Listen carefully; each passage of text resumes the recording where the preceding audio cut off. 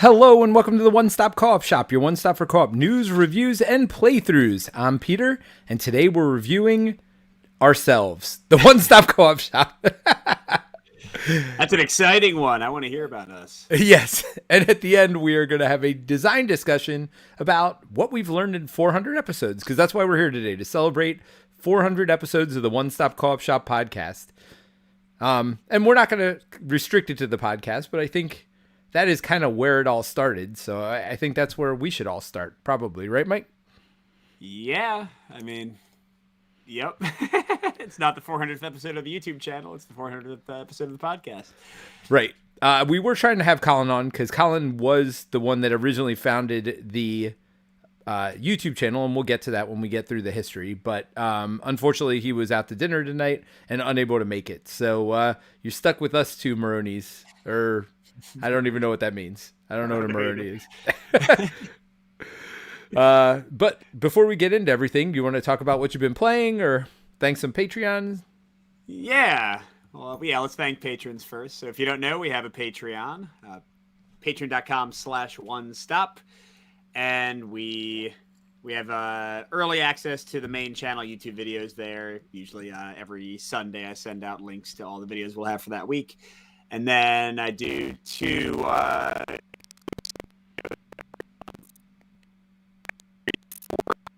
episodes of the podcast. Oh, Matt Levy's saying no sound. Oh, no. All right, Mike, if you don't mind dropping and rejoining, I will try to get this to go. All right. You know, we thought we had this fixed. We have been working on the sound for a while now, ever since I got my new computer. And, yeah, for whatever reason, I just can't seem to get it to work, which is very frustrating, by the way. But let's see if we can get Mike's audio to work this time.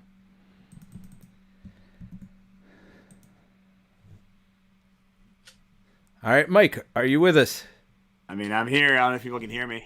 This is a good episode 400, because we're still figuring things out. Oh, yeah. We're still breaking some eggs as we make our omelet. All right. Our podcast omelet. Yeah, sorry. Thanks, Matt and Lucas, for letting us know that Mike doesn't have sound. I'm going to check to see if he has sound now, so I'm going to mute myself. Why don't you thank some patrons, Mike? Okay, let's go again. We have a Patreon. Matt says good now, by the way. Yeah. Oh, crud. I said the names. As I say that. There we go. I found them. Okay. So yeah, we have a Patreon, patreon.com/onestop. You get early access to videos, exclusive videos. I just said all this. That's why I'm talking a little bit funny. And this month or this week, I want to thank No Name, Peter Samet, and Dan Kierstead. No Name, Peter Samet, and Dan Kierstead. Thank you. And if you don't have it in your current financial picture to support us on Patreon, you can subscribe to the YouTube channel, to the streaming channel, leave a review for the podcast, come talk to us on Discord. Everything helps. So thanks, everybody. And hey, Ryan, yeah, there we go. Flawless podcast the rest of the time. I mean, hopefully so. Hopefully so. Because sometimes the sound just goes out randomly in the middle. So we're going to hope that doesn't happen today to Mike. But let's start at the beginning, which is right now. It is not right now, but let's talk about what we've been playing lately. And so I've been playing two games that you've been talking about a lot the last couple of weeks on the podcast, which is 20 Strong, which is the chip theory game. It's really a dice game, dice and card game, where you are, they use the dice system from Hoplomachus, where enemies are rolling dice, or you're rolling dice to hit the enemies, and you're rolling, red dice means they all hit. Right. The only thing that's different from these dice are actually that they have a critical on each of them, meaning you get to count the hit and then, or no, it counts as 2 hits, right? Is that critical? Correct. 2 Yes. I'm sorry. I was thinking exploding dice. They're not exploding. You just count it as a double hit. So, but they have the red dice, which are 6 hits. They, 6 sides that have hits. Black dice are 5 sides, etc. I think it's a green, then blue, then yellow, whatever. But so it's got similar dice to Hoplomachus, but the way you play is very different. You're going to encounter basically one card at a time, although when you encounter an enemy on a card, it might tell you to bring another card to 3 down that might even chain, and you might be forced to bring some enemies down. But as you defeat these enemies, you're going to be getting upgrades to your character. They might be one-time use upgrades. They may be more permanent upgrades that help you dice fix as you go along throughout. And the whole point is to beat a bunch of enemies and get to the boss. And there are 3 different scenarios that are out right now. Is that all that's coming with the base release? I mean, I say all. Well, number one, it's not out right now. We got like a really exclusive early copy, so yeah, don't mislead people. Right, but there are 3 different scenarios. Correct, One is associated with too many bones. One is associated. What are the other 2? Sorry. Hoplomachus Victorum. Okay. And the one that comes with the base set. So I don't think there's any way to get the game and not get this, because it's kind of like a Final Girl where you need like a base set and then you can add on other stuff. That's called Solar Sentinels. That is not, to my knowledge, a game that Chip Theory has made. I don't know if it's a game they're going to make. Yeah, but it's fun. Like, it's some randomness involved in it for sure. What enemies come off the top of the deck, what you roll, things like that. But you do have a lot of options. And I like the way they do it is you roll as many dice as you want, but all the dice you roll are going to go into a used pile. And you will get some dice back at the end of the turn, but it's really an interesting decision. A lot of games like Conan have done this with like a stamina system, but I really think it's interesting the way they do it with the dice, because the best dice aren't always the best dice, and sometimes you're limited with how many dice you can bring into a combat, things like that. So you can get some really interesting combinations of enemies as you have to pull more and more out sometimes, that really can make it difficult or challenging, but it's also fun to, like, sometimes yellow dice count as 2 hits always, or whatever else. So it's interesting how you can pull different enemies out to make different combinations. This isn't a full review. We'll definitely be doing that on the podcast in the next few weeks. But I'm having fun with it so far. And, even when you play the same scenario again, you have lots of different hero choices and lots of different villain choices that'll come up throughout the scenario. So, yeah, it doesn't feel the same even playing it back again. Yeah, and I'm curious how you'll feel when you play Too Many Bones and Victorium, because Too Many Bones really leans into groups of enemies with like abilities that kind of combo together in interesting ways, because it has the same Too Many Bones mechanic where as your days build up, you're getting more and more enemies. So you're fighting like 3, 4, 5, 6 people at once, which is very different than Solar Sentinels, where like the most I've usually fought is maybe 3 or 4 when it's the boss fight. And then Victorum is very tough, Peter, because you don't start with all your dice. You have to actually recruit them, and you like get them at the weakest level, and you gotta like kind of like level them up, sort of like your squad in Hoplomachus Victorum. Well, you do that with dice in Victorum too. Remember, you get them at the yellow level, and then you have to level them up That's what I just said. Oh yeah. Well, I thought you were saying the chips, like your squad of heroes. You have to level up. There are no chips in this. I'm talking about the dice. Yeah. But I'm saying in Victorum, you also level up your stats, if you remember. Your hero stats, good call, you get more dice. Yeah, come on, man. But yeah, I find Victorum by far the hardest of the 3 so far. All right, well, here, I'll say a few things I've been playing quickly, and then you can talk about Sky Team. I'm just, like, slammed with games, and if you can't see my red eyes... the school year is starting up, so this week is pre-service where the students aren't there yet, and then I'm back next week, so I'm not like ready for the time change yet. Like, I've been getting up at 6 a.m. where before that during the summer I've been getting up at like 7:30 or 8, so I'm a little tired. But I'm still trying to get to some really good games. A few that I'll mention quickly. Hegemony. I played that with you, Peter, right? And Jerry competitively. Remember that, the one where we the economic game?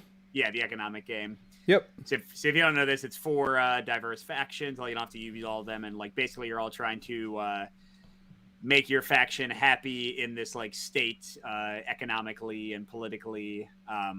Like the main ones you always play with are the working class and the capitalists, sort of the controllers of business and the like regular workers. Then you can have the middle class and the state in there as well. I like the solo mode in some ways. I dislike it in other ways. I'll have a review of that at some point. Do they do a lot to vary up how the other side plays, or is it okay? Well, the factions are already so different that the solo just works with that, and it tends to work pretty well. There's challenges, but again, we can get into those later. And then also a goofy one, Peter. You and I played and reviewed in a it's funny, on the 400th episode, we reviewed Thanos Rising. I feel like that was one of our earliest episodes, wasn't it? Like one of our first 20 or so. I can look that up. Yep. Yeah. So I had not played a Rising game since then. I did not enjoy Thanos. All right. So is oh no. All right. If you can leave and come back. Sorry, Mike. Or sorry, everybody. Just as you started talking about Thanos Rising, so you get to talk about Thanos Rising again, Mike. Yay. I'm sorry about this, everybody. This is, again, really thought we had this fixed. Obviously wouldn't have kept coming back to this if we didn't. We could have just recorded this off air and had no problem at all, but we are trying to make it work. So if this keeps failing, who knows? We'll see where we end up. But let me add Mike back in for now. All right. I got you seen, Mike. Why don't you go ahead and say something? Hi. Guess who's back? Back again. Mike is back. I think Colin should have been on the podcast, and I should have gone to his dinner. Everything would have worked out great then. Right. It sounds like it. Yeah, so I apologize. And I got this headset on because I was convinced that was the problem. And yeah, that clearly wasn't the problem. I'm the problem. So we do have some congratulations and some stuff out there before we get into Thanos Rising. We got some congratulations from Dr. Han. Congratulations on the 400th podcast. We got I thought there was another one. Oh, Ryan Picklesheimer says, howdy. Here's to the next 400. And we had Matt talking about the exploding dice that actually aren't in 20 Strong. He says, someone should make an exploding dice that literally explodes. Niche product, but there is a market. Oh, and also I think somebody asked, maybe it was Matt, if my students knew about the YouTube channel and the podcast and all of that. The answer is sometimes. I'm a pretty transparent teacher. If they ask me stuff, I will talk about it. But I'm certainly not going out and be subscribe to the podcast, and trying to strong arm them into anything. But yeah, there are some gamers. I don't usually have much time to game with students.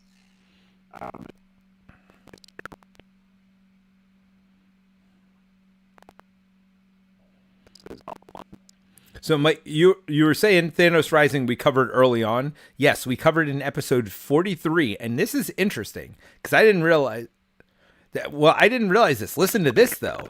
The podcast is titled The Reckoners and Thanos Rising, Reviews and Design Discussion. So, I guess because they were... No, it's definitely been a while. I think it's because we hated Thanos Rising and we didn't want to just be mean. I'm pretty sure... I dropped again. I think this might not be. Yeah. So Mike dropped again, apparently. Yes. Well, let's do one more time. Go ahead and drop out again, Mike, and then we will have Mike come back. I apologize, everybody. This is very sad. I don't know why. Again, we've tested this many, many times, and it worked many, many times. And now all of a sudden, it is not working again. I feel like there's something loose on my soundboard that is causing this issue. So if Mike can't do the podcast here with us tonight, I will talk a little bit about one of the games I've been playing, and then I will put the clips from everybody else, and I'll just do a little chat about it, and then we will sign off for the night. If Mike can't be with us, I'll at least make it somewhat worth your while to be here. Alrighty, so Mike coming in again. So, yep, Mike, why don't you tell us about Thanos Rising? Am I in? You're in. I think. Okay. Yeah, so not Thanos Rising. Why don't you tell us about Fire Nation Rising? Is that what it's called? Yeah. I'll try to summarize. I hate repeating myself. Especially when I don't remember what it was actually heard. So yes, I didn't love Thanos Rising. Fire Nation Rising has all the same issues. In that it's very swingy. Sometimes your dice just don't do anything. You can snowball if like you get if you don't get some good teammates that give you more dice and give you like better mitigation, you're just gonna like slowly crash and burn.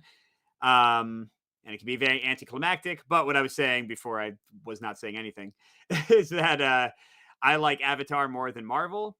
I'm playing with my kids now, completely different context to the game. Before it was just me, like serious gamer Mike playing Thanos Rising. And my kids love Avatar The Last Airbender, and I do too. So they are like geeking out and getting excited when they get certain characters and see certain characters in the game. So yes, I have been thoroughly enjoying Fire Nation Rising, and that is with no, in my opinion, basically no improvements in the game system. Like there's a couple of mechanics that are different, but they're pretty minor.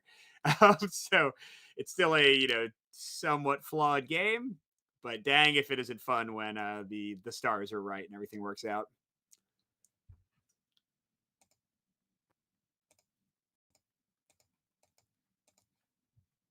Did Am I gone? Are you gone, Peter? Zanny? I was muted. This is.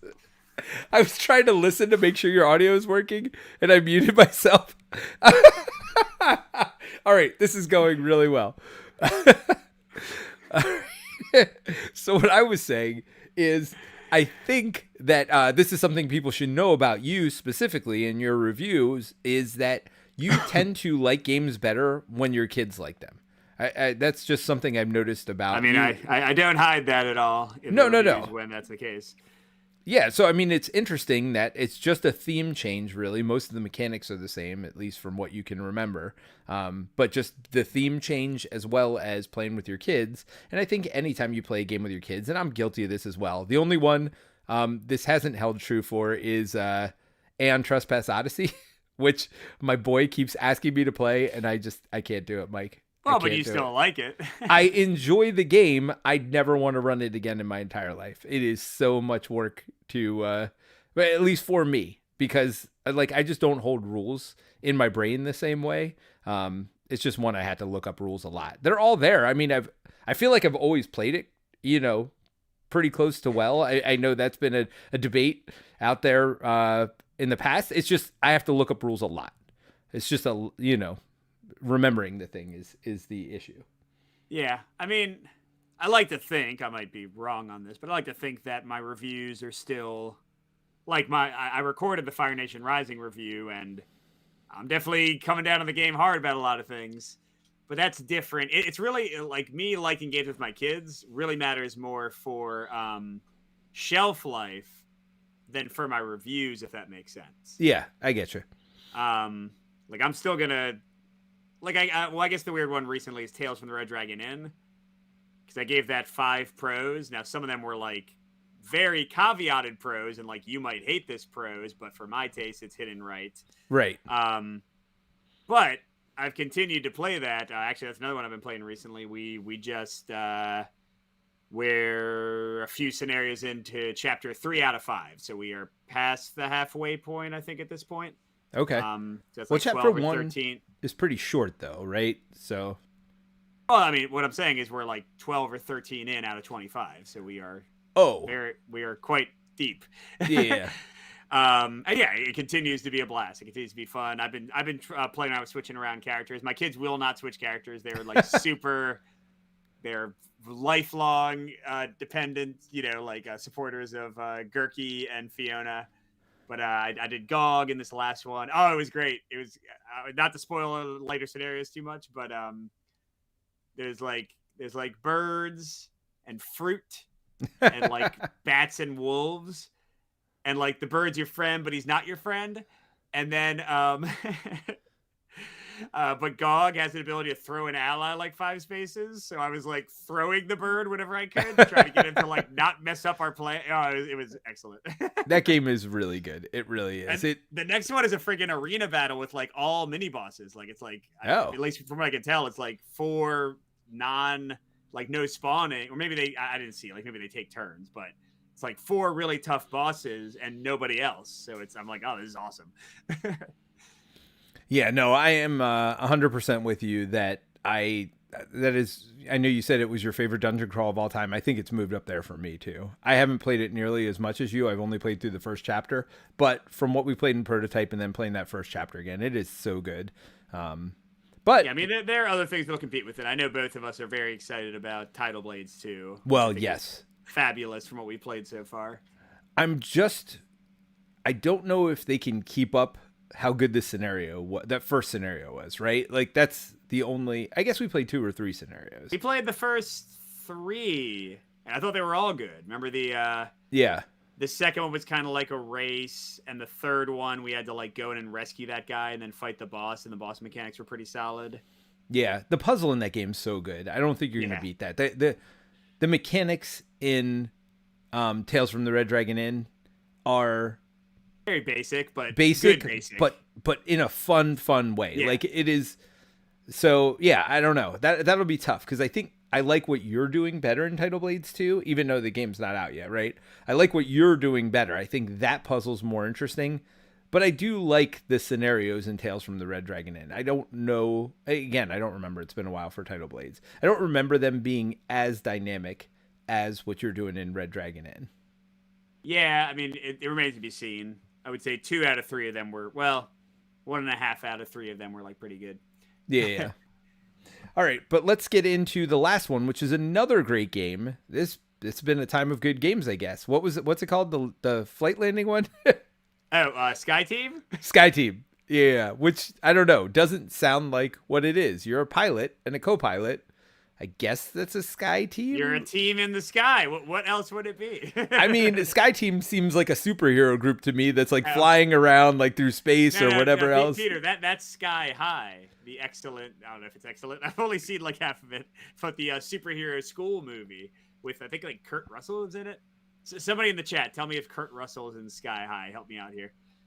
Yeah, but Sky Team's super fun. It's a 2-player only co-op. It's a limited communication game, although I think we cheat a lot because I play with my son and there's definitely lots of facial expressions or, dude, you needed to use the intern on that turn. Like moments. That kind of cheating. My 7-year-old, I would I would look at him and like his hands are fidgeting behind the screen. I'd be like, Colin, are you changing your dice? Oh no, we didn't do that. We definitely did not cheat that way. But we would definitely like give each other evil stares when they put the dice in the wrong place, and then they'd like pull the dice back and like look again and like put it somewhere else.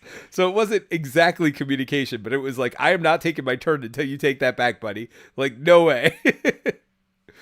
So yeah, there were definitely moments like that. So, but you're landing a plane. It's a dice placement game. Basically, each of you has 4 dice you're rolling behind your screen. Each of you are going to put 1 dice down, and you need to work in concert. At least in 2 of the areas you need to work in concert. One is your speed, and the other one is like the tilt of the plane from side to side. So to figure out the tilt, you just put 1 dice on each side. Each person's putting 1 in. If the numbers match, then the plane stays on the same tilt that it was before. If one is higher than the other, then it's going to tilt. The plane is going to tilt toward that. You can't tilt too far or you're going to lose right away.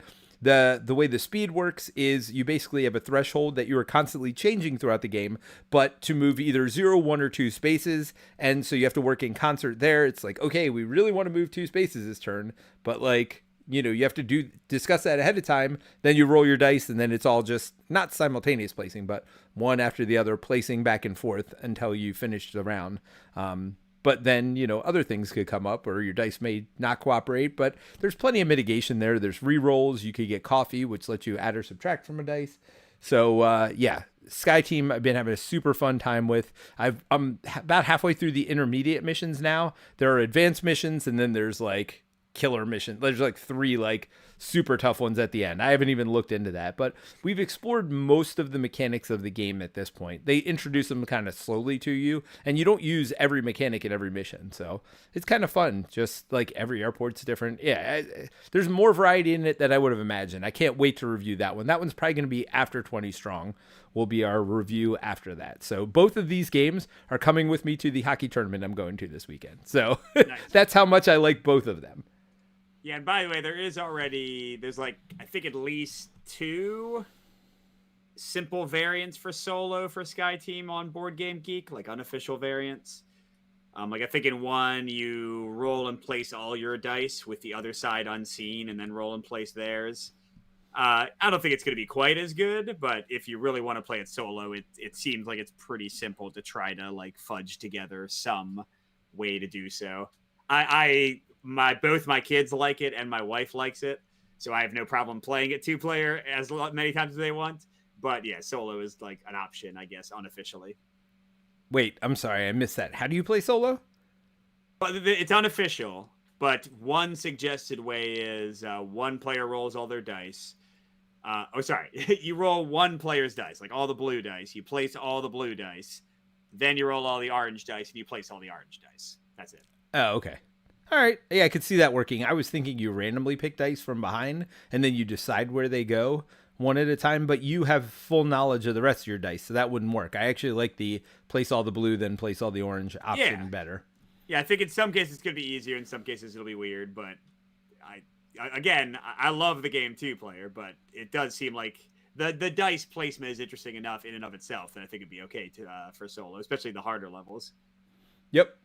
No, I agree. All right. Anything else you want to talk about before we get into our history? Nah, I mean, I don't even know how long we've gone now with technical issues, so let's just go. All right. Well, let's get into the history of the One Stop Co-op Shop, and I guess it starts with the history of Mike and I is really where we should probably start. So Mike and I met at a game store. I mean, it was love at first sight. It was love at first sight. I think you hit on me, actually. I was just sitting there looking at Battleground Fantasy Warfare stuff. No, I did. Yes, for sure. And then you came up and they're like, "Oh, you like this game? I like this game too." It was definitely like a "Can I get your phone number?" moment as Mike came up and hit on me. Yeah, if you don't know Battleground Fantasy Warfare, I think it's still like around in some fashion. I have it. It's right over there. I can see I'm it. talking about like in a purchasable way. Right. Yes. No, I'm just saying like that's a game I'll never get rid of because that was how we met. Oh, well, I got rid of mine, so I guess I don't like you as much anymore. I might have yours. You might have gotten rid of it the way you get rid of a lot of your games by giving them to me. So I might have all your stuff. That's fair. Yeah, so it's a card-based like Warhammer Fantasy Battles game, basically. Like you're moving your units around, trying not to break formation, fighting, range combat, different factions. Yeah, and I was playing it like kind of unofficial, or maybe it was I think it was an unofficial solo mode at home, and like wishing I had someone to play it against. And then I was in a game store near me, and Peter and I think a few other people were like talking about the game and like had just bought some stuff for the game. And I was like, I play that game. Like, you know, that worst stereotype of like awkward gamer coming up to you and your worst nightmare. It's like, oh my gosh, get away from me. But luckily, we actually hung out. I went to Peter's house for game night. And then that kind of became a regular thing. And yeah, that was the beginning of our gaming friendship. And then how our friendship. Well, yeah, and how I guess it really progressed is I was working on a game at the time and no one else wanted to help me playtest it. Every time I was like, "Oh, let's playtest." People were like, "Nope, not going to do it." And Mike was always game and he definitely helped me. And at one point I go, "Mike, I want you to co-design this with me." And so he kind of jumped on board. Now this game has never seen the light of the day, by the way. It has been signed 3 different times. We have gotten the rights back 3 different times, and it will come back into the story in a little bit. But yeah, so then we started designing together and the game group kind of broke up as I had kids, I think. And then was it when you had kids that you really started designing more, or I'm trying to remember. I mean, that sounds like the opposite of how things would have happened, but I guess the timeline might match up. well, honestly, for me, I started designing more when I had kids because I couldn't do game nights anymore, right? So that is what I did to get my gaming fix. Was I started working on games, tinkering in my spare time. But you're right, it might have been before you had kids that you started working and we just sucked you in at that. No, that's right. It was definitely before, because Vanessa was working on Salvation Road when you were when she was pregnant with her first kid. Yep, when she was pregnant with your first kid. So yes, no. So so Salvation Road was our first published game. Oh no, did Dark Dealings come out first? No, it was Salvation Road. No, Salvation Road was signed first. I think Dark Dealings actually. No, Salvation Road definitely came out first. Okay. All right, so Salvation Road came out, and Vanessa did all the art for it. And if you don't know, we are starting a board game publishing company, and part of the reason we are called MVP Board Games, it's Mike, Vanessa, and Peter Board Games. So, yeah, so that's how we came up with the name of our board game publishing company. Vanessa was going to do all our art and graphic design. Well, I think we found out through that Salvation Road project, not to tell too many tales out of school, but probably working with somebody you live with is not always the best idea. Anybody that's worked with their spouse in the past has probably figured that out well before us. But it was just hard because any time we needed a deadline met or anything else, we're like yelling at Mike, and Mike's like, "It's not me," like, you know, and like then he'd have to like talk to Vanessa, or he didn't have to, but it was one of those situations where it just doesn't necessarily work well to mix business and pleasure, especially with a pregnant wife who was doing all the art and graphic design out of the goodness and graciousness of her heart. I mean, we did pay her. Don't get her, or AJ did pay her. But yeah, I mean, it became weird because instead of talking to Vanessa, he would talk to Mike, I think, a lot of times, and like, "Hey, can you tell Vanessa to like whatever?" And it's like, "No, dude, like you talk to her." Like, so, yeah. So, but that was a really good experience, even though the Kickstarter was one of the most stressful times in my life. Yes, and now we're going into it again. It'll be even more stressful because we'll be the actual publishers. So, Well, hopefully yay. it won't be as stressful, because at the beginning it was so slow to take off, and we talked about canceling, we talked about restarting it, and literally it was one of those campaigns where we scrapped till the last minute to get the last pledges in to hit that bare minimum goal.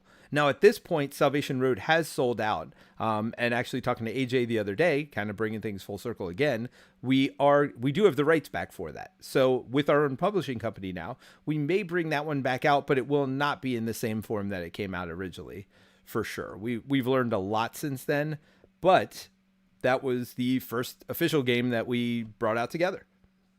And I had to check the dates, actually. Salvation Road. So both games were a bit more concurrent than I remember. Salvation Road was like early 2015 and then delivered early 2016. And Dark Dealings crowdfunded like late 2015 and delivered middle 2016.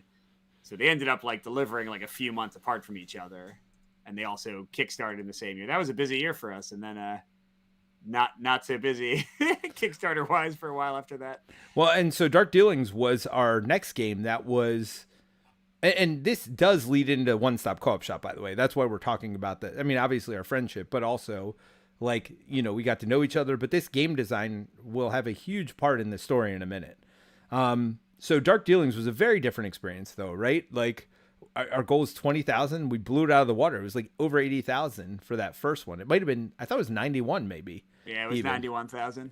Yeah, and so like games weren't hitting 100,000 regularly back then. This was like the dark ages of Kickstarter. That was like a big deal, and especially for a $20 card game, like that was unheard of back then. Well, I'm sure it wasn't unheard of. I'm sure there were lots of other games doing it, but yes, it was certainly very nice. Yeah, and not something we expected. So, and so as you all may have heard or may not know, Dark Dealings has again kind of resurfaced because we did another Kickstarter for it where it was an expansion. And so we have made co-op rules for it just recently. But there are 1,000 copies out there somewhere, but we're trying to figure out how to get them for sale currently. They were with Greater Than Games because Nevermore went out of business. Then Greater Than Games took it. Now they are with Dice Hate Me Games, but he doesn't have them. So I don't think they're in his web store right now. So it's like we didn't even know these 1,000 games existed literally since the second Kickstarter happened. We had no idea that there were 1,000 games of Dark Dealings out there somewhere, but they were. So going with our co-opiness, that game was very not cooperative. But we definitely revisited that recently, and we made a co-op variant that we thought was actually really fun. So it's great. I love playing it. Yeah. So we may put it on board. I mean, I know Kirkman wants to put it on Board Game Geek, like with good graphic design and stuff, but I don't know. For those people who do own Dark Dealings, maybe we put it up, just a rough like PDF version or like Word document just so people can play it until something does officially come out. But so anyway, so that's Start Dealings. But what that did lead to is us designing more games together. And this one game that was signed 3 times basically led to us having a relationship with Richard Launius. I'm going to kind of skip through this part a little bit. And so we split that one game up into 2 different games, both of which got signed, both of which got turned into cooperative games, although we rethemed one of them and the other one went in a very different direction, but signed with 2 different publishers. And we're not going to call any publishers out here, but basically we were designing cooperative games at this point. Like the one game was definitely not cooperative. It was competitive. And well, Launius wanted to make his version cooperative for sure. So that one definitely came out cooperative. The other one was still competitive because that's how it was originally designed. But then the publisher wanted to make it cooperative. So we're like, okay, we'll make it cooperative. And then I turned to Mike one day and I'm like, we play games every week.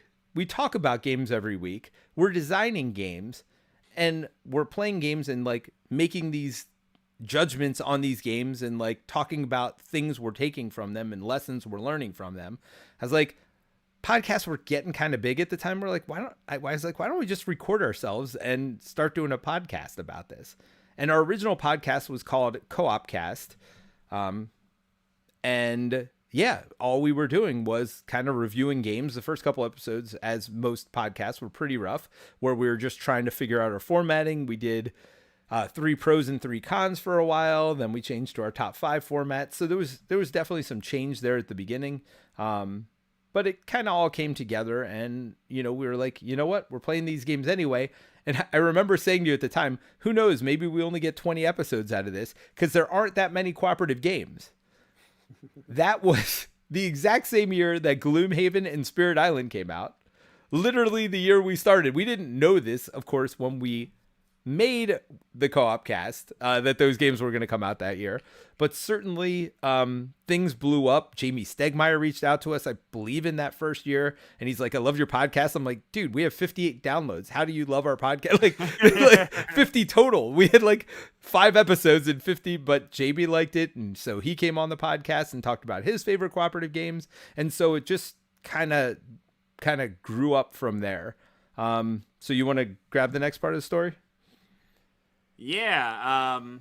So I guess kind of the one-stop co-op shop connection was that, so Colin, I guess, had the channel going at that point. It was certainly a lot smaller than it is now. And it was just him and just doing playthroughs. He wasn't really doing reviews. I think he would like post reviews on BGG sometimes, like written reviews. So what was it? Was him and Steve heard our podcast and kind of thought they'd like to do a podcast too? Am I remembering that right, Peter? Is that something? I mean, Steve might still be in the chat, but yeah, Steve definitely. So Colin reached out to us and said, I love your podcast. Great stuff. And we would talk to him pretty regularly.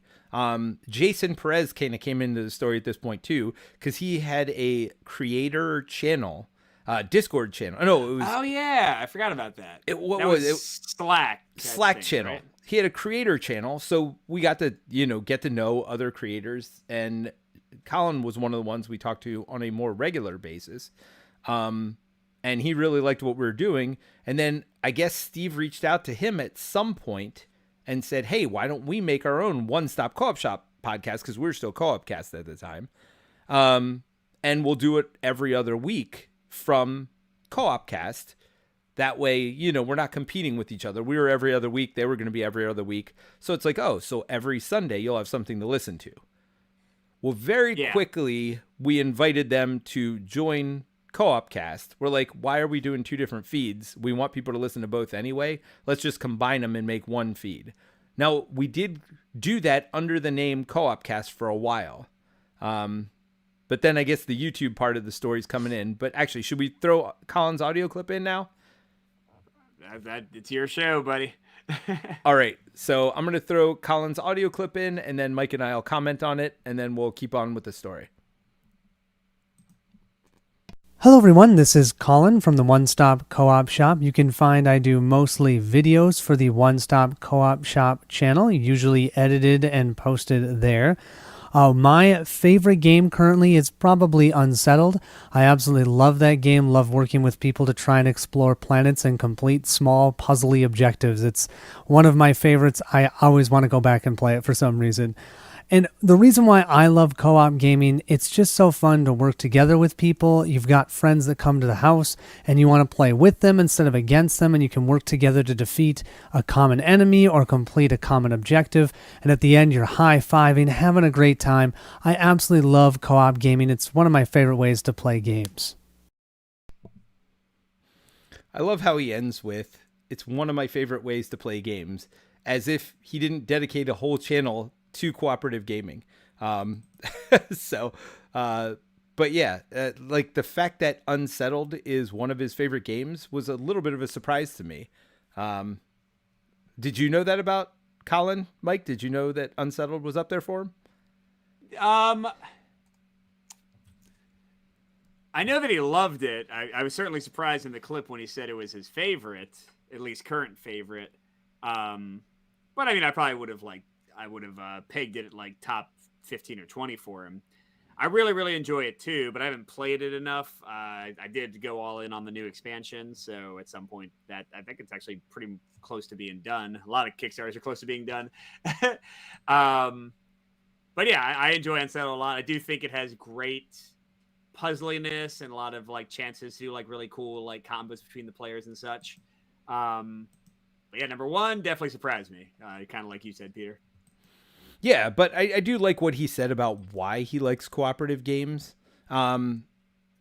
Just having an opportunity to play with people. You bring people over to your house. It's a nice way to introduce them to gaming, or if they're casual gamers, you don't have to bring them in and like destroy them at your favorite game or whatever. So yeah, for me, I agree. It is a super fun way to introduce people to gaming, as well as just play with your more casual friends. All right. Well, I probably wouldn't introduce my casual friends to Unsettled first. Although my 10-year-old did play it and did pretty well. Yeah, it's been a while since I showed it to him though. Nice. All right. I'm not sure why Jerry's clip's not coming up, but we haven't talked about Jerry yet. But we did talk about Steve, so may as well just go right into his clip. What do you think? Sure.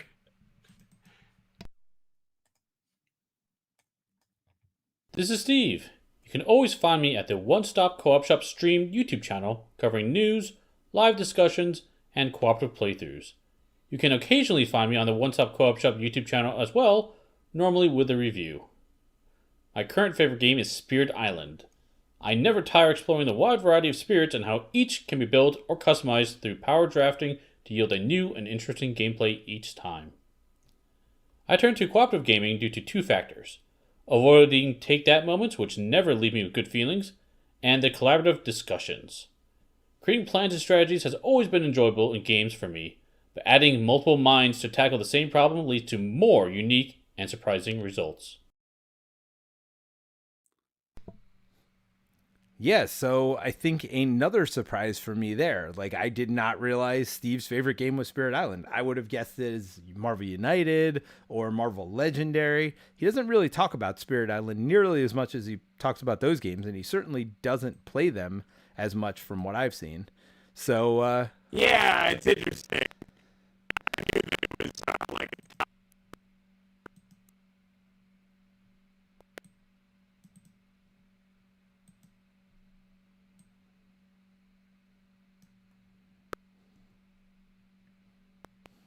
is other things. Maybe it's I don't know. You know what I mean? I agree with Steve about it. right. Really with him for Spirit. Nice. All right. Well, I'm trying to get Jerry's clip to figure out. He's not part of the story yet anyway. So why don't we... Well, right. Yeah, so, I mean, Jerry was a friend of mine from college. So I have definitely been gaming with him. He is probably the main reason that I am gaming today. So Jerry was part of that group that we played in with. So, yeah, I guess he has been part of the story this whole time. We just haven't mentioned him. He was part of that group we played Battleground Fantasy Warfare with. He is also, like I said, been one of my best friends for a long time now. And so when we were in college, we used to play like spades together all the time. So like hearts, spades, a lot of like traditional card games. And then we started playing some Warhammer 40K together. Like that is a game that I always wanted to play, but never really got into. So we played some of that. We played Nuclear War and Nuclear Proliferation. Those are games he introduced me to. So he introduced me to a lot of games, but it wasn't until like we were both in relationships later in our lives that, and I used to play a lot of video games through college as well. And when I was done with college, but when we both got in relationships and neither of our partners liked video games, we kind of turned to board games as a way that we could all bond together and get back at the table together again as well. So that, I mean, Jerry is very responsible for me being into board games today. That is for sure. And I will get to his clip as soon as I am done with what I'm doing. So Mike, you've known Jerry for a little bit now. And so the reason we put him on here is we kind of tried to put a lot of the people that have been on the podcast over the years. And Jerry was certainly one of our earlier guests, at least, people in the One Stop Co-op Shop family that have been on the podcast. Certainly we had Jamie Stegmeyer, we had Liz Davidson. She did her first podcast here, but we wanted to do people that were pretty exclusive to the One Stop Co-op Shop when we're doing this. Yeah, man, Jerry. Go. I was muted again. Sorry. Hey, Mike. I know. Mike, why don't you quit and try to join one more time? That one lasted for a while. That's it. All right. So, I mean, it's worked every time Mike has left and rejoined. And I wonder if it's because I'm doing other stuff in the background this time. Because I was rendering one of Jerry's audio clips, things like that. This time I kind of understand maybe why out. Whereas the other ones, I don't know why. Oh, Mike's back. Hold on. Yeah, so this one, Mike, I don't know if you heard me saying, but I think this one might have been my fault because I was rendering audio in the background. So that might have just like totally said, forget it. My computer's like, nope, I'm not doing all of that at once. That is too much for me.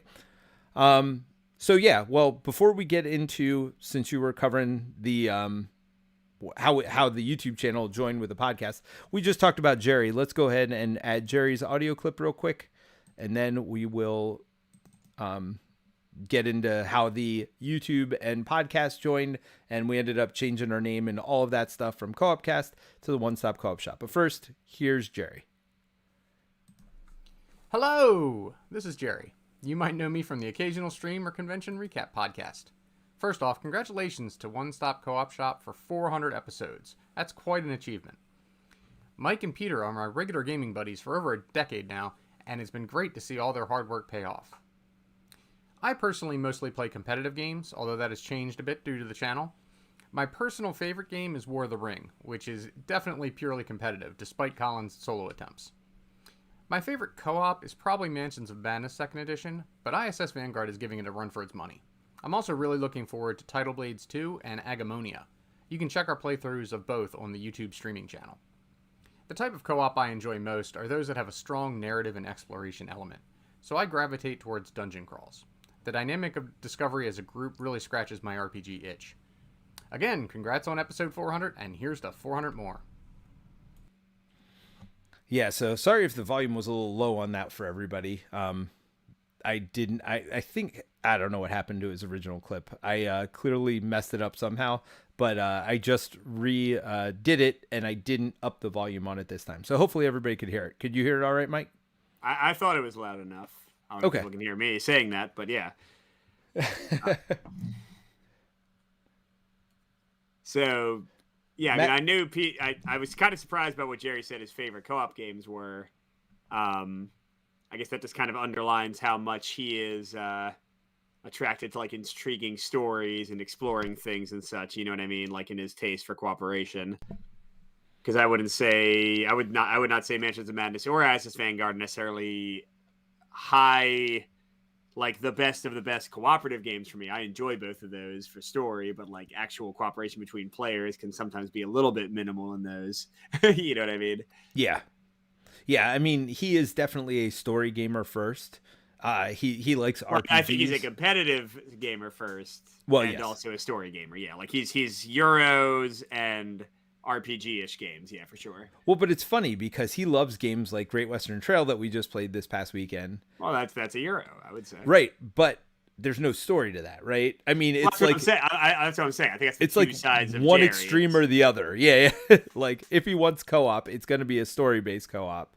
But if he's playing a Euro game, he loves very mechanical games, which is very interesting because my love of mechanics stretches from both Euro to cooperative games. Like the mechanics are the thing that attract me much more than the story.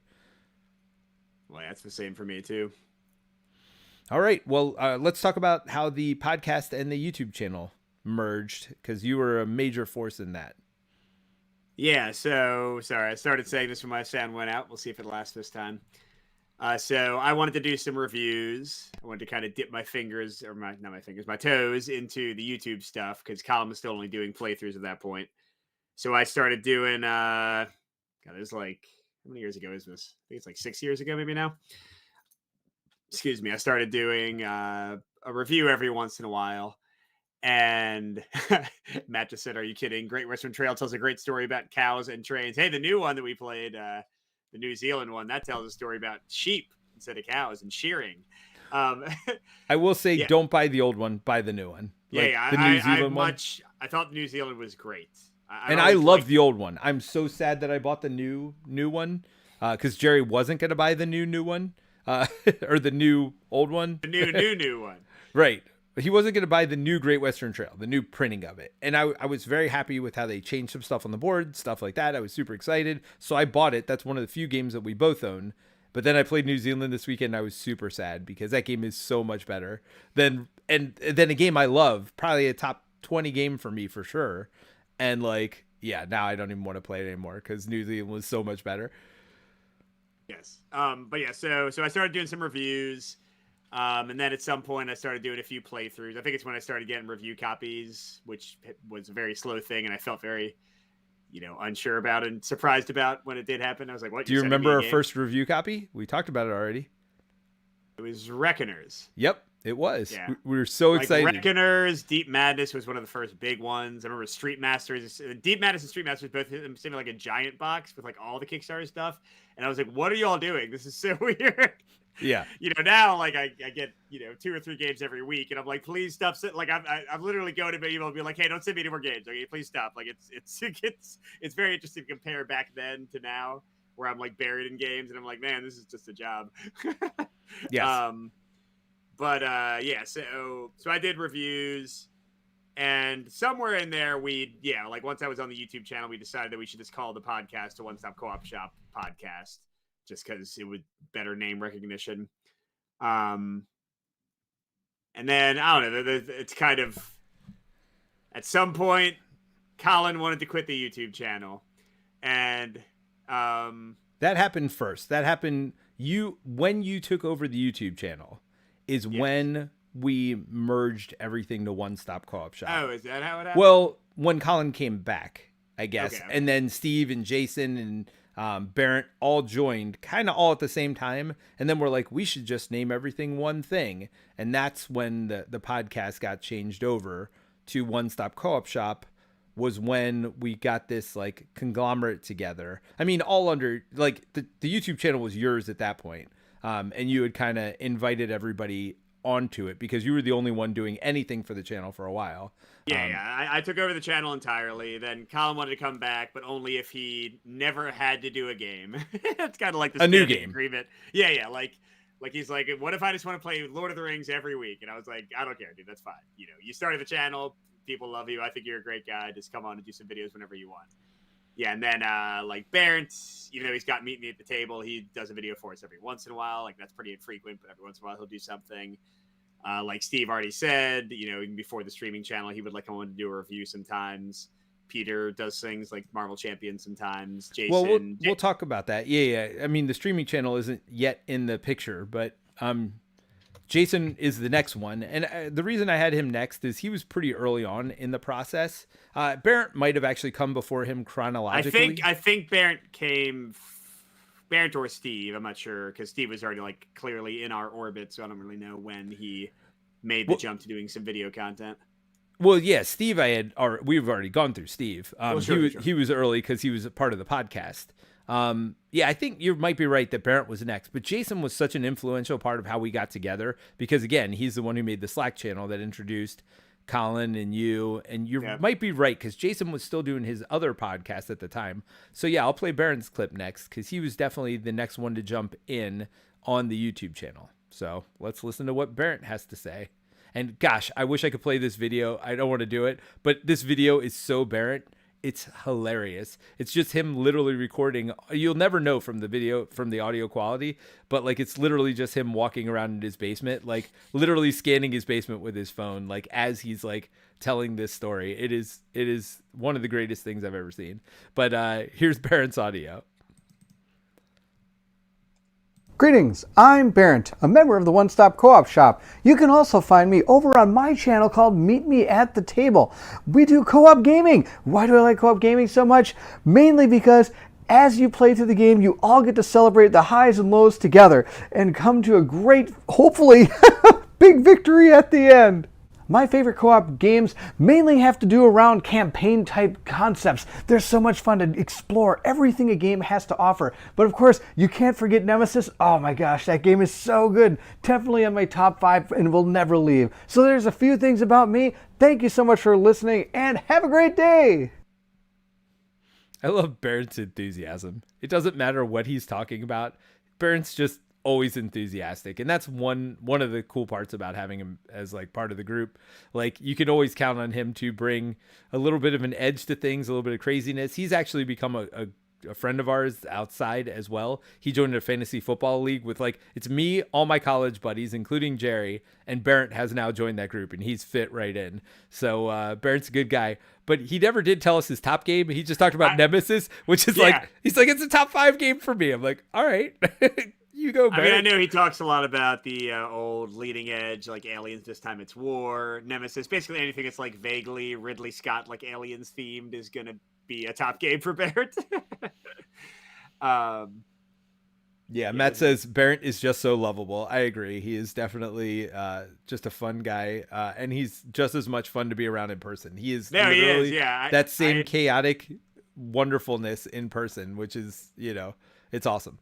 Yeah, I've said this on the Discord and such, but I had not met Colin or Barrett in person until this Gen Con, which was the first one I've gone to. And yeah, they were both, it's a testament to their fun personalities being their actual selves and not like something they put on for the YouTube channels. Absolutely. That they were just the exact same people in person. You know what I mean? Yep. Oh, that's right. Yeah, Matt just said he named his son Ridley, so yeah, he loves Alien and all things Alien. Yeah, so it doesn't surprise us that Nemesis came up. I'm trying to remember if he liked the because I know him and Colin were talking about how much they loved the new Legendary Encounters, but I don't remember if the Matrix one, maybe whatever the newest. I think it was Matrix. I think you're right. But I don't remember him ever talking about like Legendary Encounters Alien, which I still think is the best in that series, including Marvel Legendary. He did a video that was like his favorite Alien games, and I think it might have been in there, but it wasn't very close to the top. Again, like Nemesis, Leading Edge, Aliens, This Time It's War. Those are, from what I remember, his top ones of all time. Yeah. All right. So, sorry, I know I keep interrupting. So yeah, that kind of led us to almost where we are today, which is, so everybody came in, Barrett, Jason came in at the same time, around the same time. I think Steve came in and started doing videos as well. And close to now, we started doing the streaming channel as well. So the streaming channel hit when COVID hit. I remember this because I was like, I got a lot of free time on my hands. I don't know what to do with myself. We should start streaming. And Mike's like, no, you're not doing that on our main channel. Forget it. It's too chaotic. It's too different from what we're already doing. So we started on Twitch, I think, at first. And then we realized that you had to download every video and upload it. And our audience was already on YouTube. So it was like, it didn't make sense to have two different homes, even though we were going to be two different channels. It made sense to house them both in YouTube. That's a decision I'm glad we made, because we've definitely had publisher interviews on there. All these podcasts end up, I mean, everybody who's listening to us live right now, we're on the YouTube streaming channel. So it made a lot of sense. We also started doing Extra Life. I know Steve headed that. And so it made sense to do live videos in a way that we could keep them, because we had some hilarious moments, certainly during our Extra Life, our time with Extra Life. So yeah, it made sense to do the streaming channel. But before the streaming channel was Jason. So let's go ahead and hear Jason's clip. I'm pretty sure he was trying to be funny with this, but it's so take it in the context it's meant to be taken in, because I'm pretty sure he's being a goof here. Yo, my peoples, what's up? Jason here from the YouTube channel with playthroughs and occasional review once per week, and also here on the podcast multiple times per week. Congratulations to everyone on the podcast for 400 episodes. Looking forward to being a part of 400 more and beyond. My favorite cooperative game is Pandemic, as loyal watchers and listeners of the show will know. My favorite role to play is the Dispatcher, which plays into the reason I love cooperative games. I love being the alpha gamer, the quarterback, the person in charge, the person who knows all the moves, knows the game backwards and forwards, and is able to let everybody know what the right moves are in order to achieve ultimate victory. That is especially easy with the Dispatcher, because it's their job to move players around, make sure they go to the right spots at the right time. I especially enjoy, as a player, being able to reach across the table into your personal space, manipulate your cards, move your pawns, and make sure that you are having a good old time by ensuring table victory. It is the best aspect of cooperative gaming. Ask anyone. They love the alpha gamer. Unless you get two or more alpha gamers in the same game, that's not going to go very well. But to all my friends out there who are betas, compliant, submissive, who want all choice taken away from them, please be welcome at my table for a game of Pandemic at any time. Yeah, so I know Jason well enough to know that that is not true at all. He's definitely not an alpha gamer in real life. But yeah, no, I think he's playing into the stereotype. I mean, obviously, everybody who's here listening to this podcast, I assume if you're a fan of the One Stop Co-op Shop, that you definitely like cooperative games, and you definitely don't like alpha gaming. I don't know. Maybe you do like alpha gaming. Maybe there is somebody out there that... we have a lot of solo fans as well. I guess they like the alpha game because they're the only one playing. Yes. But yes. Like Jason was down recently for his birthday. Like we were all celebrating it in gaming, and yes, I played a lot of games with him. He's definitely not an alpha gamer. He's very much a. If anything, I think he enjoys like support roles. And, exactly, I was about to say, you look cool. You know, he's a lot like Steve in that way, that he like wants to be the medic and the helper and that kind of thing. Yeah, no, that's exactly what I was going to compare him to. I think he and Steve are very similar in the fact that they want to be supporting characters and classes and things like that and make you look good, because we're playing that Genshin Impact game, and he like whenever I play Marvel Champions, anybody who's seen our stream knows, like, I always take all the good stuff for me, and I'm like, hey Terrence, why don't you throw me your helicarrier or whatever this turn?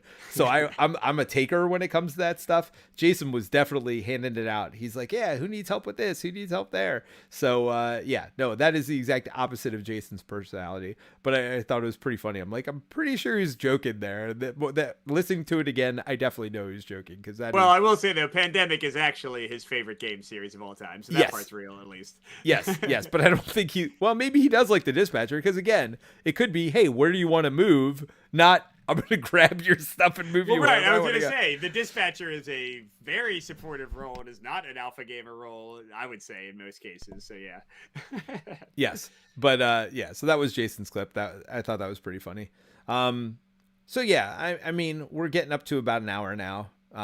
Probably by the time this is edited down, maybe it's 45 minutes. But I was going to say it'll be like 20 minutes if you take out all the Mike loses his audio and has to wait to come back moments. Yeah. So, but let's get into the streaming channel. We have a couple more guests that are joining us. So I think the first of those guests was Kim, who is Steve's wife. she joined him doing live streams. And then we'll get into Terrence, who joined me playing Marvel Champions on Friday night, and probably is the reason that it is one of my top, if not my top, co-op games at this point.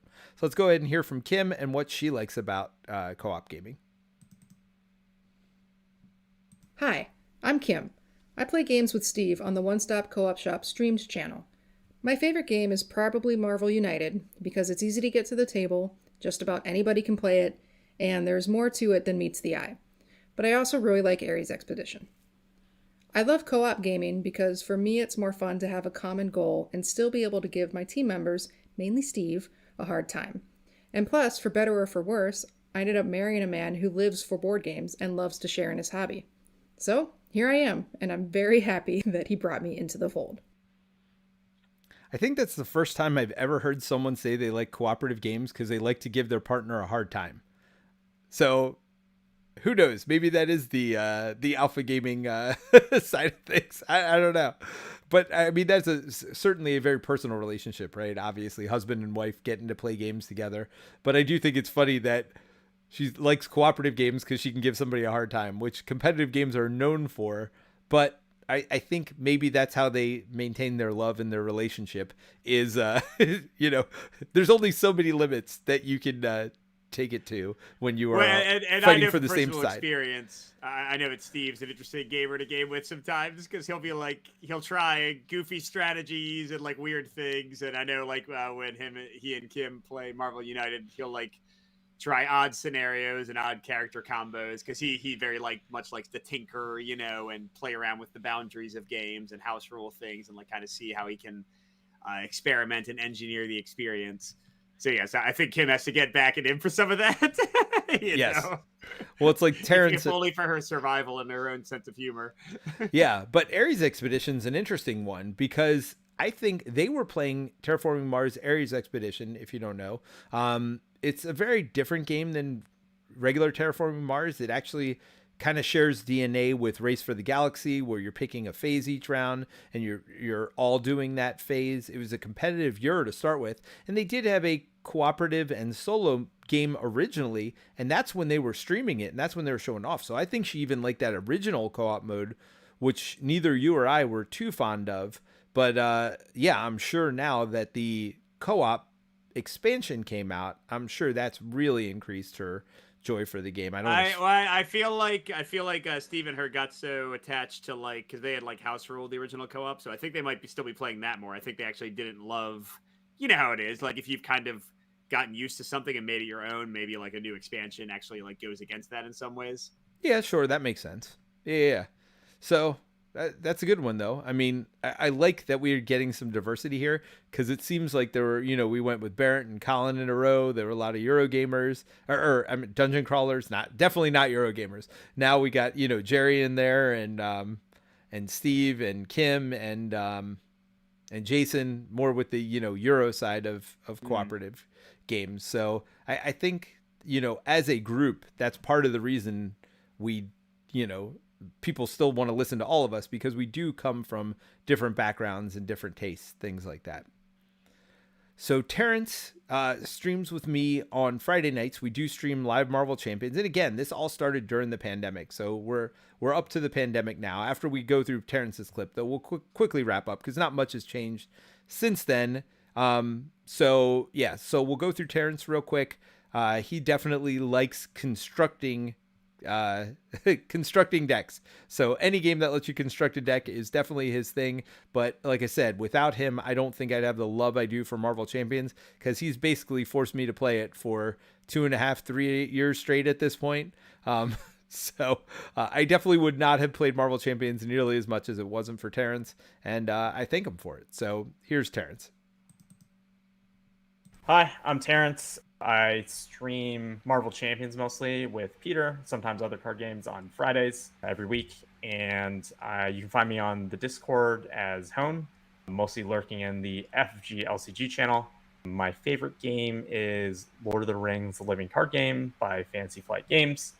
And my favorite thing about cooperative games is just the ability to interact and discuss and kind of coordinate things together with other people and being able to surmount insurmountable odds. So the last thing he said there was, I love being able to surmount insurmountable odds. And I feel like that explains Lord of the Rings, the card game, to a T.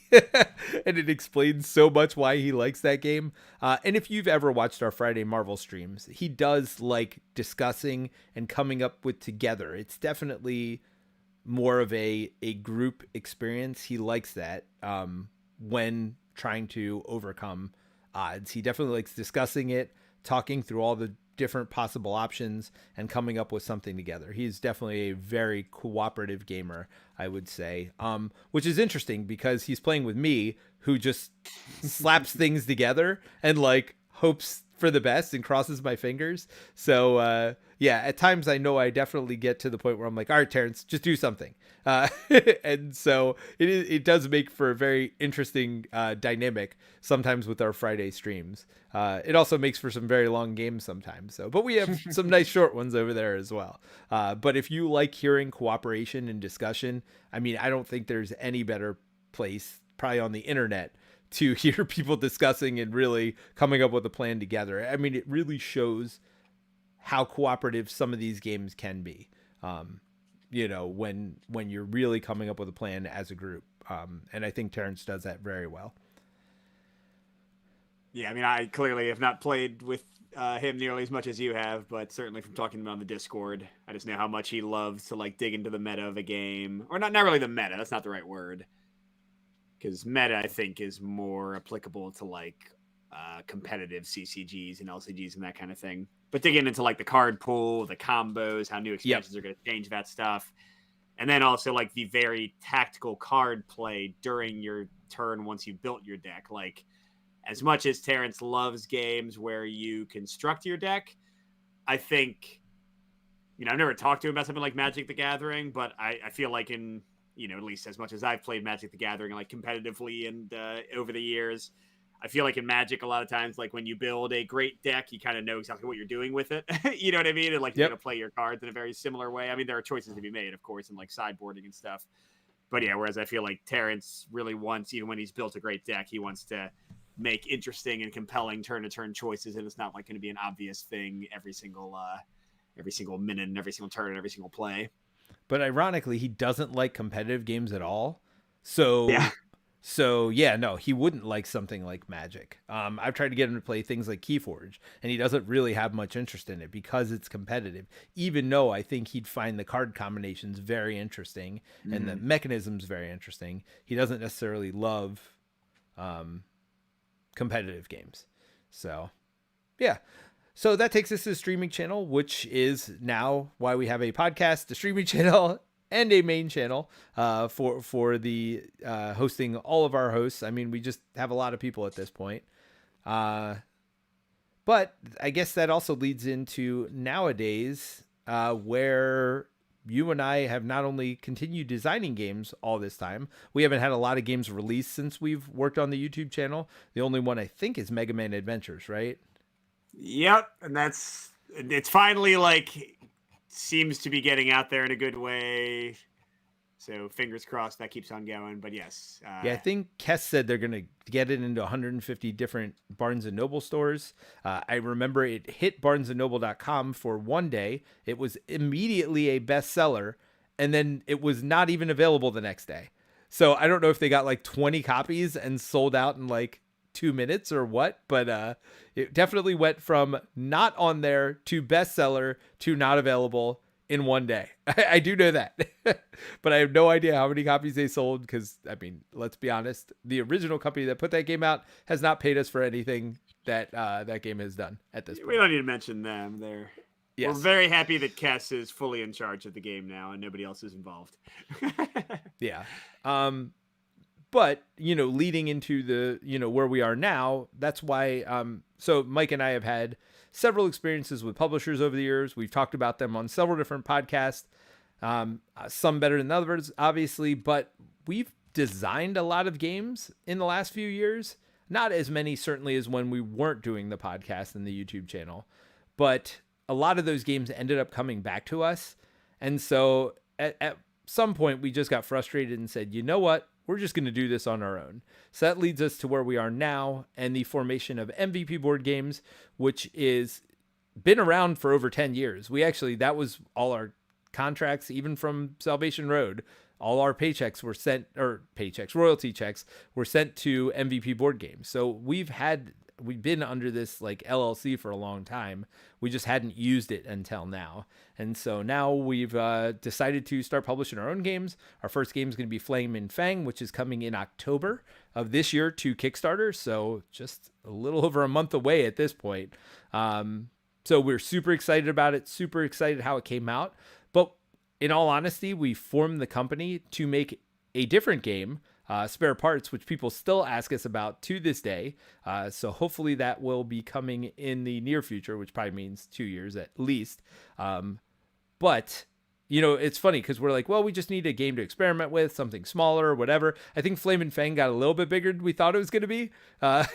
But because we just were loving playing it and enjoying it so much, kind of made us forget about Spare Parts for a while, honestly, because we just had so much fun playing it and experimenting with it. And it was definitely a COVID game also. That was the other thing I was doing in my spare time. I was streaming and started working on Flame and Fang during the pandemic. And so, it was kind of I love dragons. That is something I've always loved. I love Keyforge. Those mechanisms in Keyforge, I just love how they work.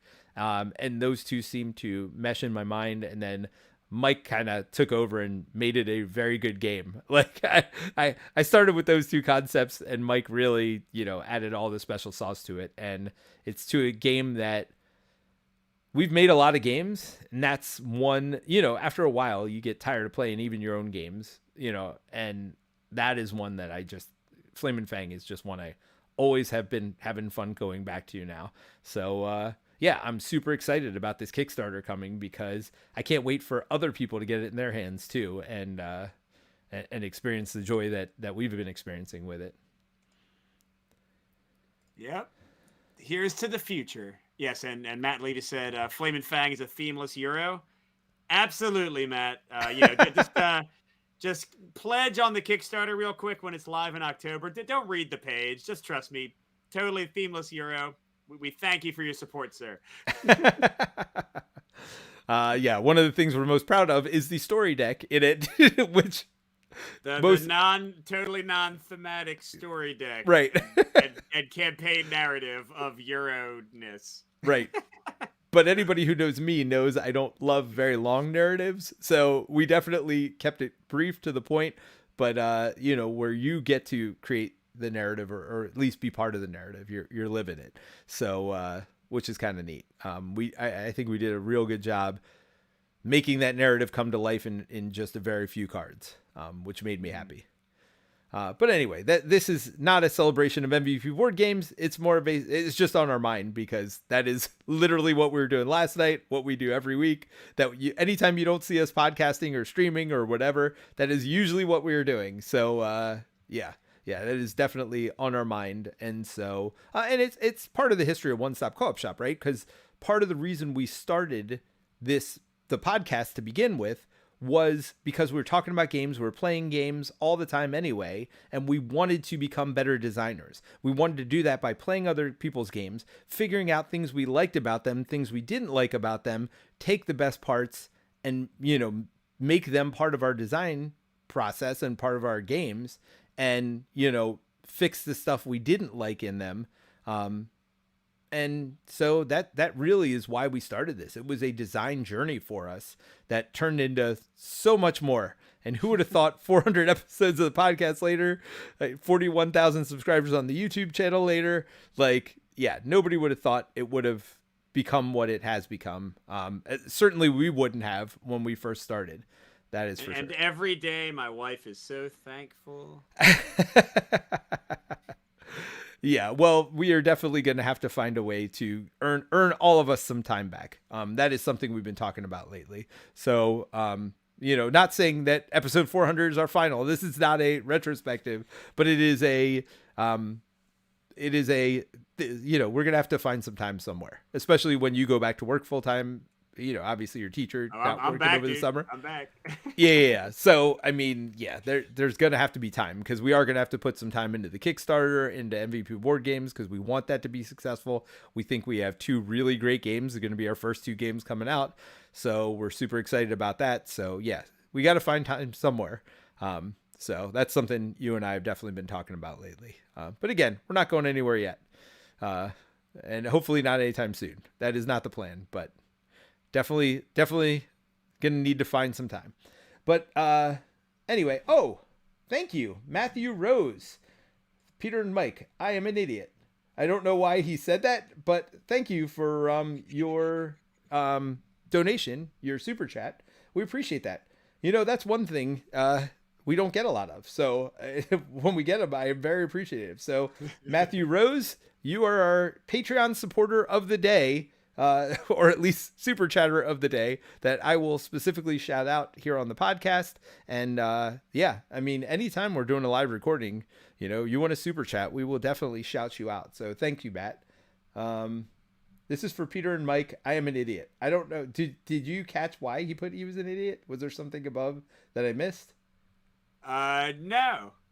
All right. He just wanted to shout out that he's an idiot. Well, Matthew, now everybody knows. Oh, wait. I mean, he did say hi to Steve, and I don't think Steve's in the chat anymore. So maybe that's why. Gotcha. Either way, hey, more idiots. We're all idiots sometimes. Peter was an idiot many times in the podcast, as I could not maintain any audio fidelity for more than. Actually, it's been pretty good at the end. So thanks, Peter. Yes. Well, the one thing I do want to end with, because unless you have any more to talk about the history of One Stop Co-op Shop, where you're at now mentally, where you. I mean, should we each name a favorite game real quick? Oh, yeah. And you know what I wanted to do also, and this will take a little bit of time, but not much. I want to, and I meant to tell everybody who did an audio clip, but I guess I'm glad an hour in now plus that I didn't do it. But why don't we talk about a favorite game we have and then a fun fact that we don't think people know about us. One of those stupid, like, get to know you games. So I guess I can start. I'm not going to do Marvel Champions. People know that. I'm not going to do Gaia Project. People know that. So one of my favorite games of all time is Blood Bowl. I don't think people know that. And that is a game I've enjoyed over the years. I played well over 1,000 games of it. I know because a lot of my games have been digital. So I guess this is a little bit of a cheat as a board game. But there was something called Fumble, FUMBBL. I think it's still around now, where I had logged over 1,700 games of Blood Bowl on it. And it just shows and actually I'm going to name another one to go along with it, which Blood Bowl probably was one of my favorite games at one point, but I think it translated into Summoner Wars, which is a competitive game also. So Fumble is a football game of fantasy football, quote unquote fantasy football, where you're orcs, elves, goblins, whatever. I just love the theme for that game. I love American football and I love fantasy, and putting those two things together was very cool. Not only that, but it's also a very tactical puzzle game where you're really trying to, yes, you're relying on luck and dice rolls, but you're also really relying on strategy, moving around, figuring out the best lines, things like that.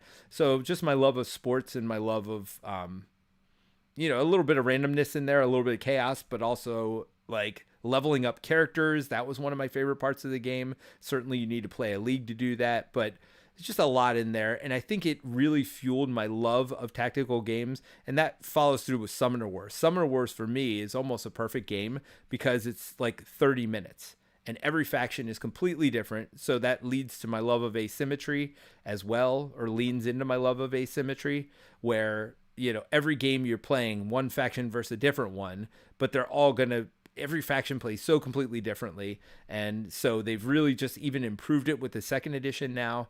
And it's just a small deck of cards. So it's very affordable too. You can get 2 factions and play it. And not a lot of people play it this way, but I really love the 2v2 games as well, where you and a friend are playing against somebody else and their friends. So that's a competitive game, I know, but, definitely one of my favorites. I mean, you guys know I love Marvel Champions. I love Gaia Project for solo and for co-op or competitive as well. But that's one I don't know if many people know that are one of my favorite games. Keyforge I talk about all the time too. So that's a little bit out of the blue. Let me think of my interesting fact while you talk about one of your favorite games. Yeah, so people know Arkham Horror LCG is usually my number one. Spirit Island is up there. Too Many Bones, Bullet. I have a lot of Bullet's a favorites. good one. Code Yeah. Names or Just One for like some kind of lighter party games, or So Clover. But yeah, so one I'll mention that's a favorite. It's apropos because it's on Kickstarter again right now, and that's the Exceed fighting system, which I have an unofficial solo mode I designed for it. And right now they have Guilty Gear Strive, so it's based on the Guilty Gear fighting video game franchise. And yeah, I just love that game. I love Summoner Wars too, like Peter just said, but that's another one that's like consistently 15 to 30 minutes. My 10-year-old and my 7-year-old enjoy it. We've been playing with the 2 demo Guilty Gear decks that they're sending out for free. I played, so I brought some other characters from previous seasons and fought them with my solo bot. Yeah, just consistent tension, consistent fun, and again, just a ton of cool decisions and awesome moments in a very short amount of time. So even though it's not cooperative, it's I guess Peter picked one that wasn't cooperative either. It is one of my favorites that I do talk about a decent bit, but certainly not as much as something like Arkham Horror LCG, which is again my number one.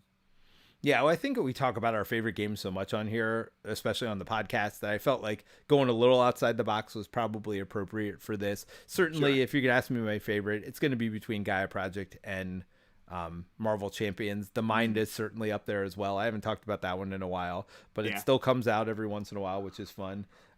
So we got Low Quarter Gaming says, football more than hockey. I like both of them. Hockey was really hard to watch for a very long time when ESPN dropped the contract for it. So I had to watch something.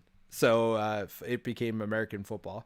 So I feel like you talk about hockey more than football, at least to me. Well, because my daughter plays hockey now, and hockey, now that I can see it, so hockey's just around more of the year too. Like it starts right after football season and it goes through the spring. I mean, so hockey is a way longer season, and especially when your team's better than your football team, who's usually out by the end of December.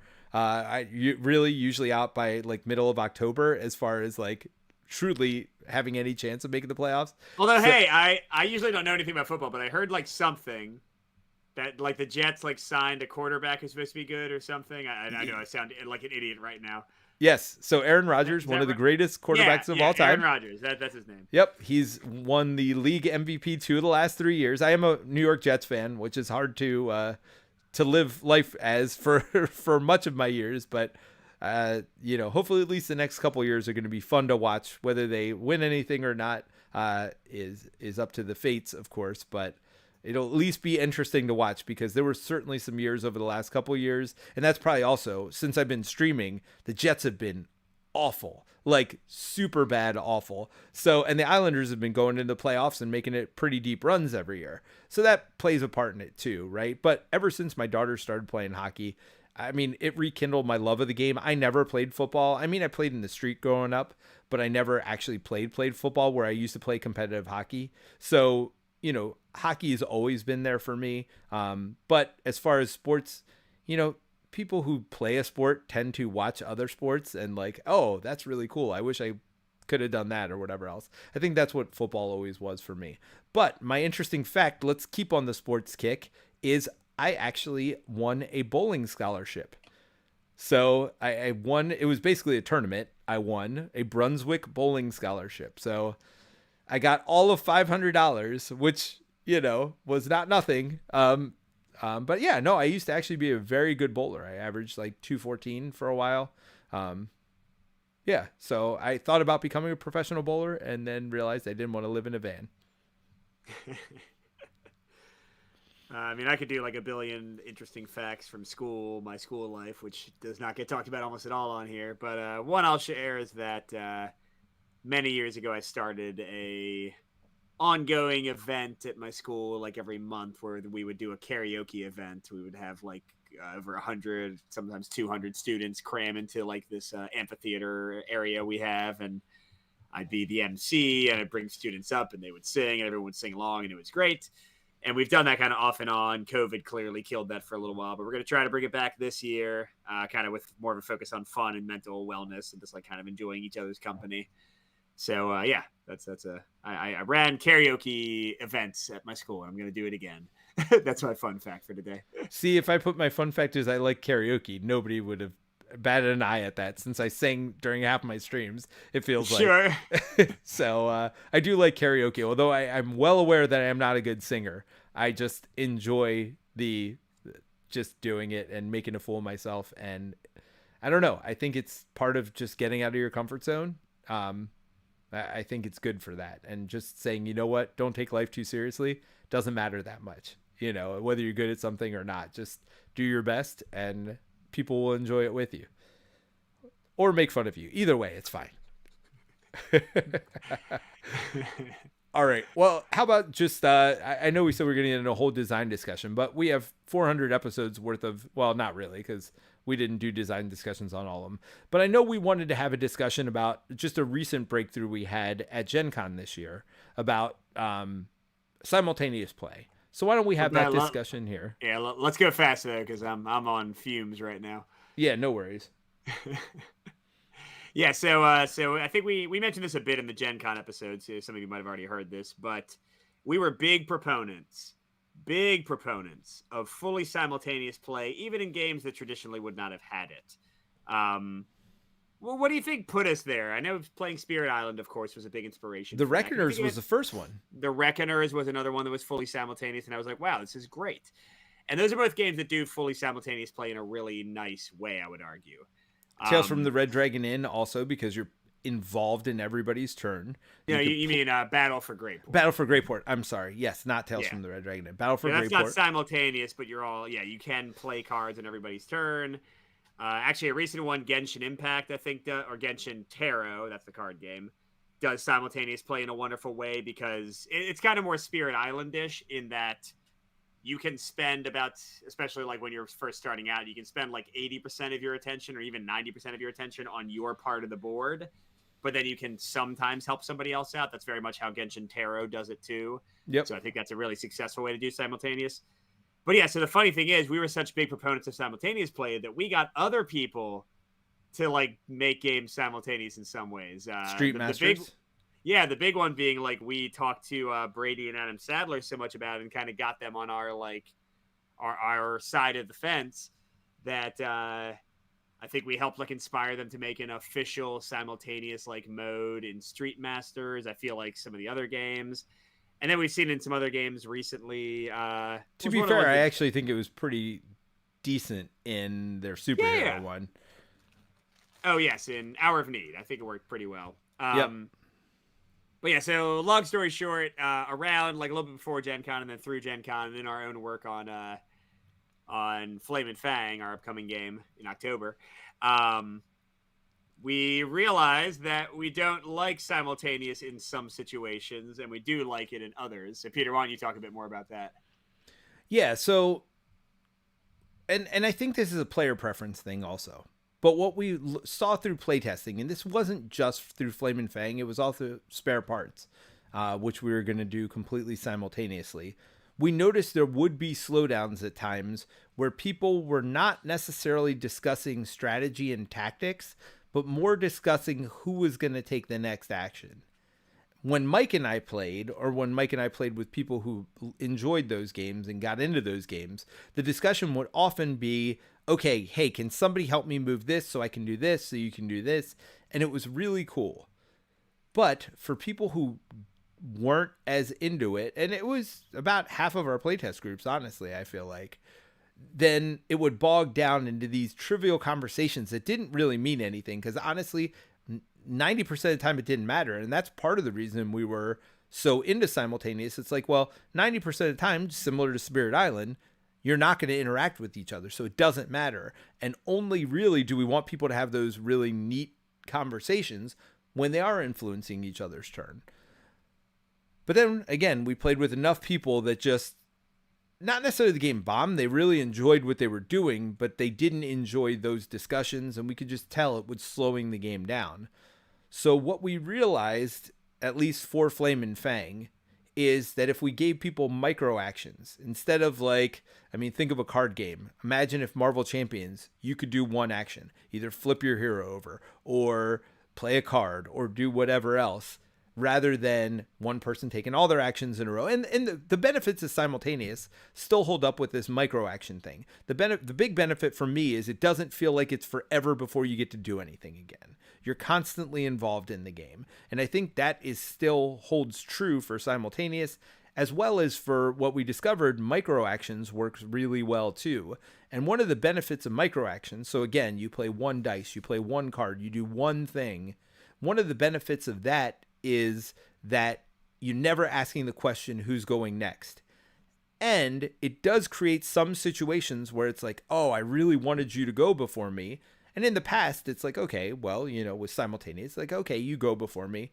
But now I think it leads to interesting other tactics in games. How do you stall? How do you do something like even another micro action? Like, how do you make it work? Can you not do what you were about to do and do this other thing to help me first instead, and then do the other thing you were going to do? So I think it is leading to different strategic puzzles, and ones that are very interesting where you don't just have the freedom to do whatever you want. I think sometimes that limitations leads to better puzzles and better gameplay as well. Yeah, and I mean, just to kind of echo what Peter said, I think we have become more nuanced in our love of simultaneous play, because pretty much all the games we said at first, again, more recently, Genshin Taro, and back in the day, the Reckoners, Spirit Island, those are games where, like, it's actually simultaneous. And that is something we didn't necessarily recognize, but that is different than games that kind of demand that each action be fully resolved before the next action happens. So they really have a limitation in the turn structure, but then they give you a free form structure to those actions where anyone can take the next one. That's where, yeah, sometimes a game that, like, by rights with the actual mechanics and the actual actions you're taking should take like an hour, becomes a 2-hour game just because of discussion. And even Greyport can fall into that sometimes. Like, that is a game that takes a lot longer than you would think it would. Battle for Greyport, deck builder. It takes longer than you would think it would because there's a lot of conversations. But at least in Greyport, there's more of a structure because one player is the leader and that player has to play some cards. And it's really just like, hey, who can help me? And you'll throw some things in. So that's. But I like find the leader actually tends to play the least cards most of the time because they've helped other people so much. It's like, if you use your hero to help me, I'll use my hero on your turn. So it almost seems like the last leader tends to do the most work for the next player because they're the one with the fresh hand of cards, right? Sure. So I actually, while that's true that the person whose turn it is does have to play at least one hero, I do find that they're usually pretty low on cards, depending on player count, of course, and they don't really have these super powerful actions where it's really the person before them is the one who's doing most of the heavy lifting. I'm just saying that, like we're saying for Flame and Fang, I think this, just for anybody out there who has been led by Peter and Mike of the past into thinking that, like, everything should be like free form actions and simultaneous. You know, I think if your game has characters doing their own stuff a lot of the time, try out simultaneous. Maybe it'll be great. If your game has a core structure that is still leading players in a systematic way, you know, like Greyport having turns, you know, or like what we've done with Flame and Fang, where it's like little micro actions, then you can like play around with like some interlocking out, you know, or a Marvel United, I would say, is kind of similar to what we've done with Flame and Fang, right? Because you're playing cards that don't do a ton of stuff, but they lock to what other characters did to let you do a little bit more. And it's like an interesting choice every turn of which card to play, even though it's a pretty like quick thing. It doesn't like have a huge impact necessarily for each card play. Yeah, but I guess my new, at least for my new preferences and desires, I would be cautious of, for like games that have actions that can sometimes take a little while, you know, to then just be like, hey, who wants to go next? Especially, here's the biggest thing. Like, at least in Battle for Greyport, I think every card play can be important. And every damage you do can be vital to whether you defeat an enemy or not before they do something really bad to you and hurt you a lot. You know what I mean? some of these games that, and even like Flame and Fang when we first did it, like if your players are discussing who should take the next action, but then their action is like the most inconsequential action ever, and that happens like 5 or 10 times around, you might want to reevaluate how your game is working. You know what I mean? Because like, who cares? You know what I mean? Like at that point, if you're wasting a ton of table talk, and I say wasting purposefully here, if you're wasting a ton of table talk when nothing impactful and thoughtful and interesting actually comes out of it, except for like the most basic, like I'm going to move 2 spaces kind of thing, you might want to like limit the communication in some way or go away from a simultaneous and just try out a basic turn structure. Yeah, just that's kind of my evolved thought on the whole process now. The one thing I'll say about micro actions, the place where that can bog down is if you have one player that's not really sure of what's going on, or one player that is playing at a different speed than everyone else, because it hurts in multiple ways. Because that player will slow things down to the point where everybody else already knows what they're going to do next, right? So then they finally get their action down and do that micro action, which again, everybody's supposed to be doing these quick actions.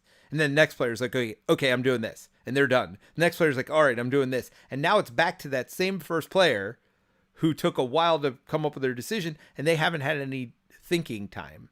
So I do think that there could be issues even with a micro action. I don't think there is a perfect system for every group.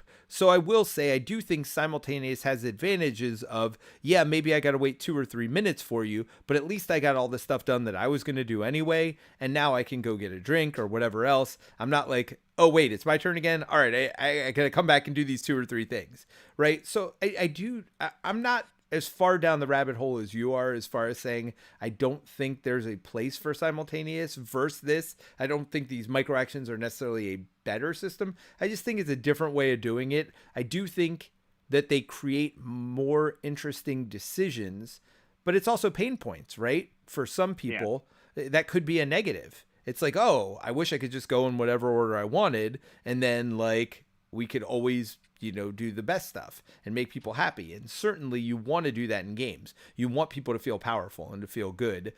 I think as long as you give people enough outs and enough different stuff they can do and enough ways to quote unquote waste actions, I do think that is a way to solve this problem as well, though, is give people stuff to do that isn't necessarily, it's like almost a pass action, even though they're not actually able to pass. All right, well, let's call it there so Mike doesn't fall asleep on camera. Nice. Well, there was a lot of talk out there about karaoke and everybody's favorite karaoke song. I love the chat we had today. I know we had a lot to cover, so I'm sorry we didn't get to interact as much, but definitely appreciate it. Appreciate all of you for coming out and supporting us through 400 episodes. To all the Patreons we shouted out at the beginning of the episode, to all the patrons that we have not, or we shouted out in one of the previous 400 episodes. We appreciate all of you, and especially today to Matthew Rose, who put in a super chat. Thank you as well. We definitely appreciate everything everybody has done for us, whether, again, as Mike always says, it's thumbing a video, sending a like out. These things don't cost you anything, but you have no idea how much joy they bring to us when we see like the thumbs, the likes, people watching our videos, people telling their friends about our channel. Like all of that stuff helps, and it's it makes us feel good. It keeps us going as well, because we all have a lot of stuff we could be doing, but a lot of our time we're spending to choosing to spend with everybody here. And no regrets, right? I've enjoyed all 400 episodes, even though I wasn't on all of them. I've definitely listened to every episode of our podcast. So yeah, it's been a fun thing. And thanks for being part of it with me, Mike. Yep. Thanks for being with me too, brother. All right. We'll see you in a couple weeks. Bye. Hey, Mike. Yeah. Trying to down in a burning ring of fire. What? Is that your karaoke? That was karaoke, but I was trying to what's a flame song? I was trying to think of a flame. I was trying to tie it into dragons. How about puff The magic dragon I lives like Johnny by Cash the better. sea. You were fine with the first one. All right. Yeah, there's not many other dragon songs out there, is there, huh? The Last Dragon. That's a good one. You are the Oh, wait. last dragon. That was not about dragons at all. By the way, that's a karate movie. I mean, he's called the... Anyway, bye, everybody. Bye.